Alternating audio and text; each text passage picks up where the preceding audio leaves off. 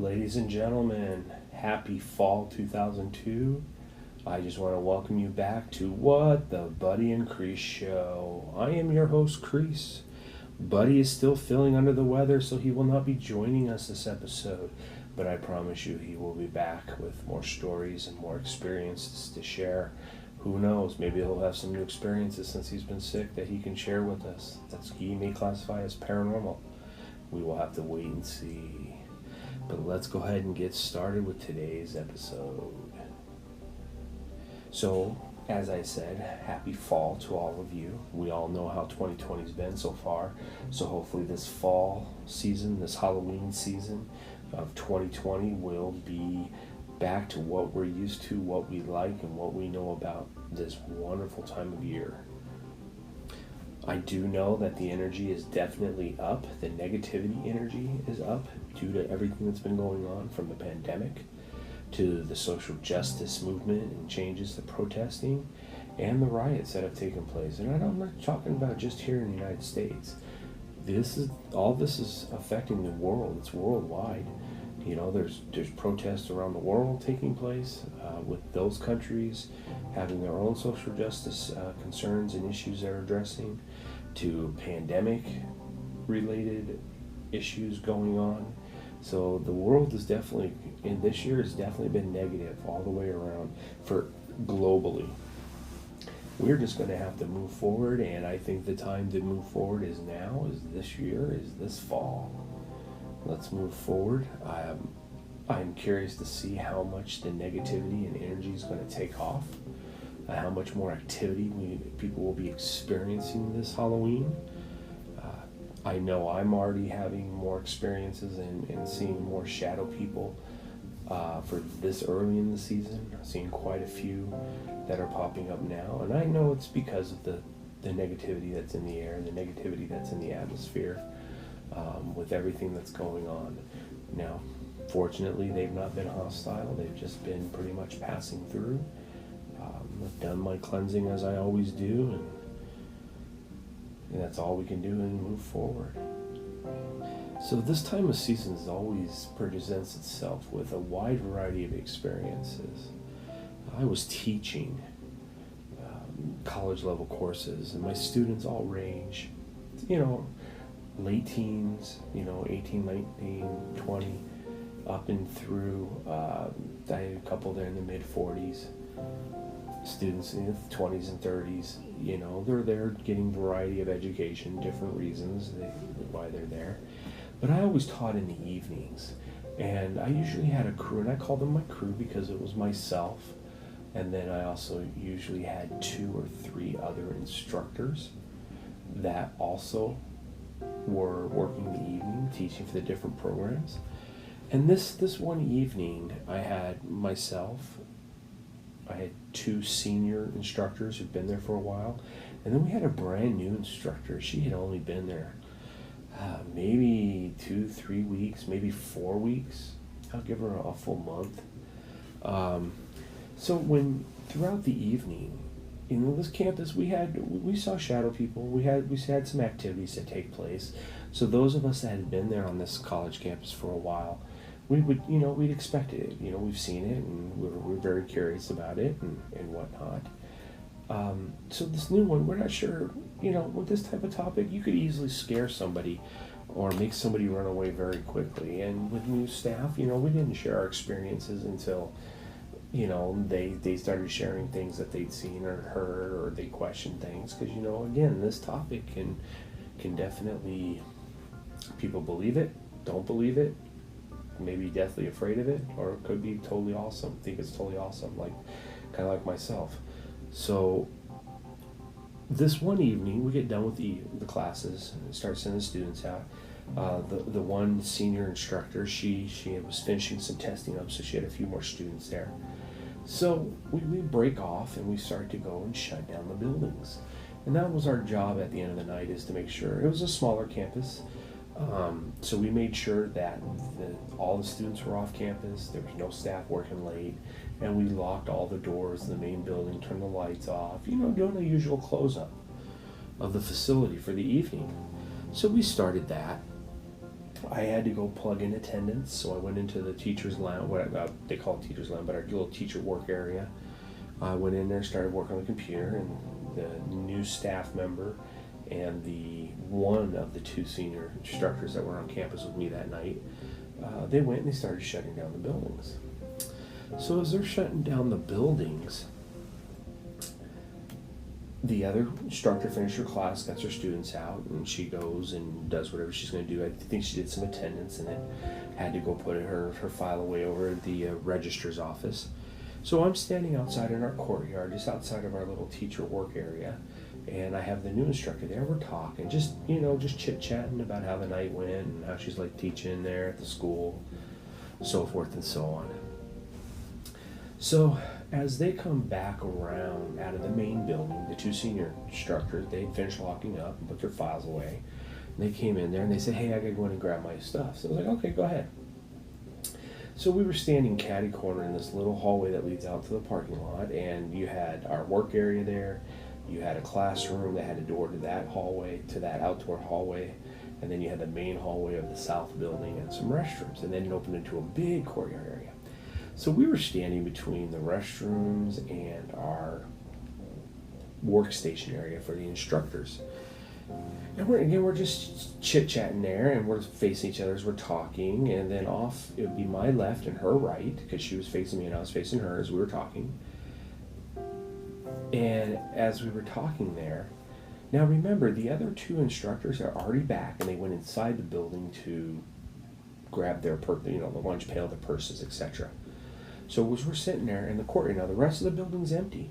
Even the janitorial staff is not there, because a lot of times they'd be there when we were closing up the building, but they weren't there that evening. They weren't scheduled. We'd already cleared everybody out. And as we're sitting there talking, she stops and says, did you just see that? And I go, yes, I did. What did you see? She goes, I watched a person walk by. I go, yes, so did I. So in our peripheral, we had a full-blown person walk right by. You can call it an apparition. I tend to think it was more of a shadow type person. So at this point, she started getting a little panicky, not in a real negative, bad way, but just kind of like, oh my goodness, what the heck was that? So to ease her mind, I said, I'm going to go double check, because even that, for me, that was a little too real. And it very well could have been, because it was at a peripheral. It was so real to the point of what we saw, it very well could have been a person still in the campus area. So I go back in, I check the student lounge, which is right off of the main courtyard area. I go double check all the doors to make sure they're locked, and the gates, there's a gate on the east side there also. Made sure that was locked and there was nobody there. So I come back and she said, she looked at me, she goes, there was nobody there, huh? I go, yeah, exactly. And she goes, okay, can I tell you something? I said, sure, tell me, please. She goes, I've been seeing shadow people walking around campus. Well, at this point, I knew we can now have these conversations with her and feel comfortable that she wasn't going to be freaked out and, go running, and because we really liked her and wanted her to stay around. But sometimes haunted facilities and facilities experiencing paranormal activity can definitely cause people to bolt and run off. So as she was sitting there, she's telling me that, and she described several shadow people in the south building where we both taught at that tend to run those hallways, especially late at night, towards the end of the class nights. She explained 3 shadow people she's recently witnessed, and yes, they were the ones that I see on a regular basis, and I informed her what I see. So as we're sitting there talking, it went running by again, and she goes, okay. And she goes, you saw it? She goes, oh, it went by again. I said, yeah, it did. But see, the difference was this time we were facing it directly in case, and we purposely positioned ourselves in case it happened again. And you could see it. It was definitely a very pronounced shadow person with very detailed clothing, but I would still classify as a shadow person that walked by there. So again, you have to look at the time of season, the activity going on. And one thing I didn't share with all of you is whenever we had a new batch of students come onto campus, the energy changed and the paranormal activity always increased. And the reason being for that is we have a whole bunch of new people coming on campus at the same time, and they're bringing what I call baggage with them. Bad energy, energies that aren't always good, for people to deal with. They're dealing with their own personal situations, which that alone attracts negative energy. So we get a huge influx of negativity when folks are coming in to the campus for the first time. And we'd only been in class. This new class round was only a month old. So it was very common that we had this type of activity going on. We see it on a regular basis, so it didn't surprise me we were having this activity. But as we were leaving, one of the senior instructors, we even started getting out to the gate, and we were getting ready to lock it up, and she goes, I forgot. She had to go back to her lab, which is in the north building, which means reopening doors, turning on the lights, and going back in there. And she had to go back in, and she had left out a very expensive piece of equipment. She remembered she forgot to put away, which she needed to secure. So I said, I'll go do it for you. She told me what it was and where it went. So I went back into the main building, went in there, went to go secure it, and it wasn't there. And I was like, okay. So I go back outside and I tell her, hey, I couldn't see it. I'm blind. I wear glasses, so I very well may be blind. I told her I didn't see it in there. She goes, well, I'll go take a look. I said, okay. So as we're waiting, I noticed that the outside bathroom lights in the women's restroom was still on. I figured they were still using it, they had locked it up, and one of our duties was to lock up the bathroom there. Now, this is the same night we've already had a shadow person walk by that the new staff member and I both saw a couple times. So it's already been a very active evening going on there. So I send them, so the other two instructors go back in, she finds what she was looking for and secures it, and she comes back out. And I said, hey, do we need to lock this bathroom up? And they're like, no, we locked the bathroom up like 30 minutes ago. I go, well, the bathroom light's on. And they go, no, we turned it off. I go, look. And they looked, and sure enough, the ladies' restroom light was on. And they're like, we turned that off. The door is locked. And I go, well, I'll go in there. And, and I would. There's been stories that they've seen apparitions in the ladies' restroom on the outside there in the courtyard area. And they've had the toilets flush and the stall doors opening and closing in there. So a lot of the staff and students really don't like that bathroom too much for that very reason. Just because they know there's something in there. And it didn't bother me. I'm like, I'll go in there. I'll say goodnight to it and turn the lights off and say we're leaving for the day. So I grabbed one. I didn't have a set of keys to lock up at that time. They were switching out keys and they hadn't given me my new set yet. So I borrowed one of the senior instructor's keys and went over to go put the key in the door to one, to check to see if it was locked, but two, to unlock it so I could turn the light off and say, But as I approached it, I got blasted with a powerful, strong energy that I had not ever felt on that campus before. Where as I'm walking up, it actually knocked me back 2 or 3. I had to take 2 or 3 steps back to gain my balance, or otherwise I would have went down. It hit me so hard. And at this point, I've got these 3 instructors. They saw this, and the ladies were like, were you messing around? And I go, did I look like I was messing around? They're like, no. I said, no. I said, we're leaving this light on. We're walking out. It was by far one of the more negative experiences I've had on that campus. So I don't know what the deal was that evening, other than it was a full moon. We did have a new batch of students come on campus, bringing all their negativity and their energies. And, again, we had shadow people walking the campus that evening. I think we had a trifecta of experiences taking place that evening. And it really, once again, just reaffirmed that, that campus was active. Had multiple locations. There's many other stories from that campus.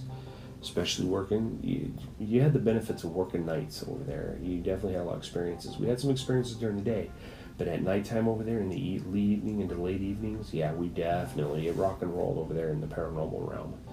So it was definitely interesting as to how much activity was taking place on that campus.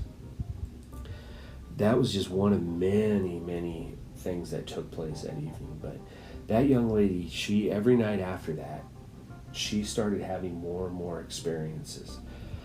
She was borrowed somebody's other classroom. She needed computers, so she went to one of our, what we call the computer labs. And as she was in there, the ceiling tiles started falling for no reason. They started bouncing. They heard like footsteps above their head, and there's nobody in there. There's nobody in there. I mean, she had about 15 students in the class. They're all like, what the heck is going on?